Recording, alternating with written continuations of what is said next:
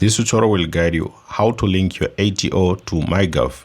Now ensure that you follow the instructions very carefully. Now go to myGov website, or you can go on Google and search for myGov Australia. Click on the first link from mygov.au. Also the myGov website, just select here sign in. Then on the sign in, they say here sign in to myGov. Now you have different options to sign in. You can either sign in with a digital ID, sign in with passkey, or you can sign in using your username or email and password.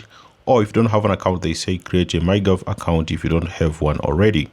Now I'm going to provide here my username or email, and then I'll provide my password, and then I'll click sign in to myGov. Now also sign in, it will take you to the dashboard, which will look like this.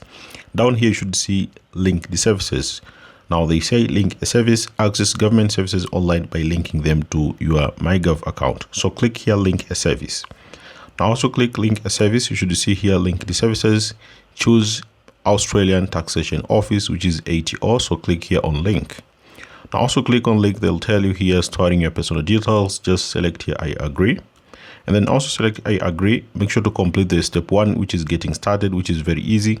Then steps 2 will be provide your personal details, including your name, date of birth, tax file number, country, and other details. Now also complete all of the details here which are required, and then to take you to step 3, where you'll need to confirm if it is a record. Now also finish the confirmation. Then the last step, it will tell you that you have already completed, and that's how your ATO will be linked to myGov. What it'll say, your ATO record has been verified. Selecting continue to return to the requesting service. So that's how you can link your ATO to myGov.